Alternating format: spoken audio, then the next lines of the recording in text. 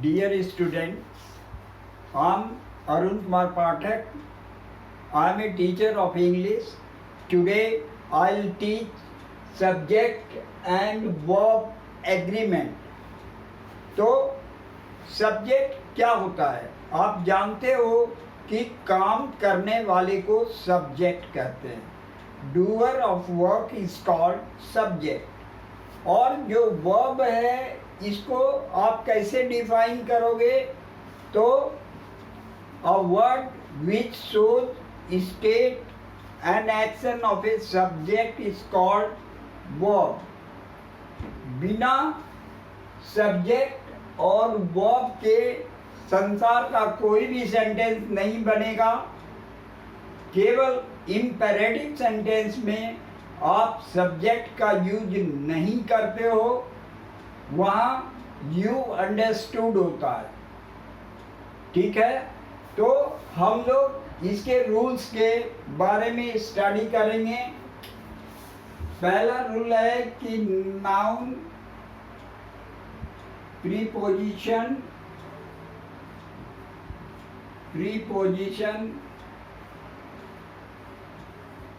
Plus noun.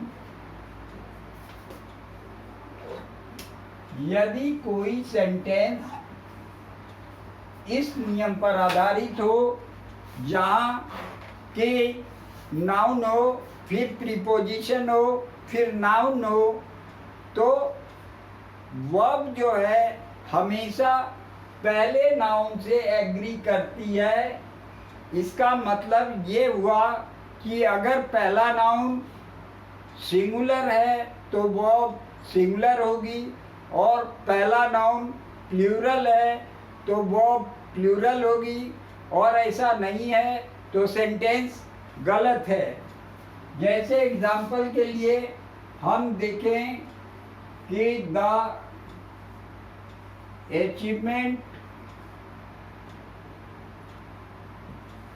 achievement of science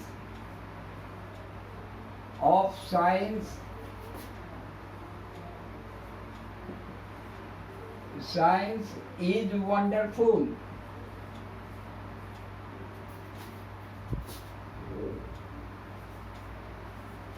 wonderful. तो आप क्या देखते हैं कि अचीवमेंट नाउन है, ये सिंगुलर है. प्री ऑफ क्या है? प्रीपोजिशन है. साइंस फिर नाउन है, ये भी सिंगुलर है. लेकिन हम बताएंगे कि पहला नाउन अचीवमेंट सिंगुलर है, इसीलिए ये वर्ब जो इज है ये सिंगुलर है और सेंटेंस करेक्ट है. हम दूसरा एग्जाम्पल लें. The city of Lucknow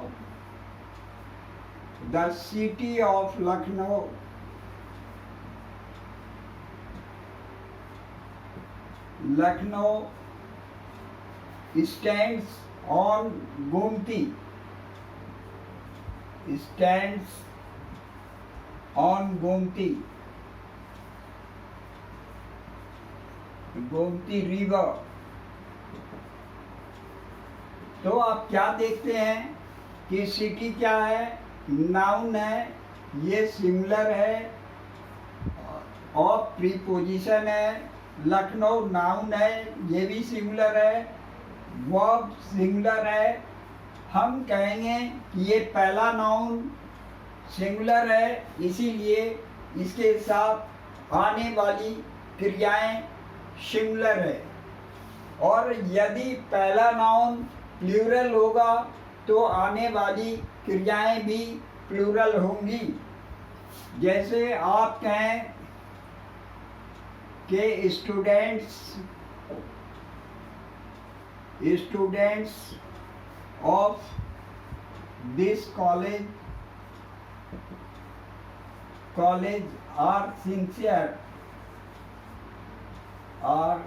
sincere. तो आप क्या देखते हैं कि पहला नाउन जो है ये प्लूरल है, ऑफ प्रीपोजिशन है, कॉलेज नाउन है, सिंगुलर है, वर्ब प्लूरल है, क्योंकि पहला नाउन जो आपका स्टूडेंट्स है वो प्लूरल है और सेंटेंस करेक्ट है। अब हम दूसरे रूल का अध्ययन करेंगे। We will study about another rule, noun plus preposition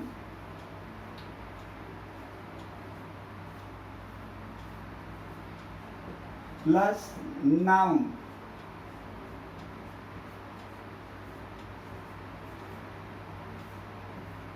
तो आप क्या देख रहे हैं? आप कहेंगे कि आप सेम चीज ऊपर लिखे हुए हैं, नाउन प्रीपोजिशन फिर नाउन, फिर आप वही सेम चीज नाउन प्रीपोजिशन प्लस नाउन लिख रहे हैं, तो दोनों में क्या डिफरेंस है? इस कंडीशन में अगर किसी प्रीपोजिशन के दोनों ओर, आप देख रहे हैं इधर भी नाउन है और इधर भी नाउन है, यदि प्रीपोजिशन के दोनों ओर सेम सिंगुलर नाउन हो तो आने वाली क्रिया हमेशा सिंगुलर होगी। जैसा कि हम जानते हैं कि क्रिया हमेशा पहले नाउन को फॉलो करती है, तो क्या हो जाएगा कि प्रीपोजिशन के दोनों ओर सेम नाउन लें और सिंगुलर होना चाहिए। अगर सेम नाउन होंगे तो हर हालत में दोनों सिंगुलर होंगे, और जब नाउन सिंगुलर होंगे तो जाहिर है कि वो भी सिंगुलर होगी। जैसा आप लें कि बस आफ्टर बस, बस आफ्टर बस comes here, बस आफ्टर बस कम्स हियर। आप यहाँ क्या देखते हैं कि आफ्टर क्या है? ये प्रीपोजिशन है। बस क्या है? नाउन है, ये सिंगुलर है। आफ्टर के बाद दूसरा नाउन, सेम नाउन वही है, ये भी सिंगुलर है। और जैसा मैंने पहले आपको बताया कि क्रिया हमेशा पहले नाउन के अनुसार लगती है, इसीलिए यहाँ वर्ब सिंगुलर है और सेंटेंस करेक्ट है। एग्जाम्पल के लिए दूसरा लें हम कि leader, leader after leader, leader after leader,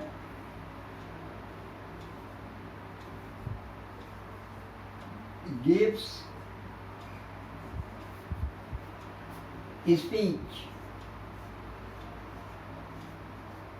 leader after leader gives speech। तो आप क्या देखते हैं कि आफ्टर जो है वो प्रीपोजिशन है और इसके दोनों ओर सेम और सिंगुलर नाउन है, और सेम सिंगुलर नाउन है तो जाहिर है कि आने वाली क्रिया सिंगुलर होगी। तो इस तरह दूसरे नियम में हम क्या पाते हैं? पहले नियम में हम लोगों ने देखा कि दोनों ओर प्रीपोजिशन के डिफरेंट नाउन्स हैं, और सेकेंड में हम लोगों ने देखा कि प्रीपोजिशन के दोनों ओर सेम सिंगुलर नाउन है, और रूल कहता है कि अगर कोई सेंटेंस इस नियम पर बेस्ड है तो वह हमेशा पहले नाउन से एग्री करती है।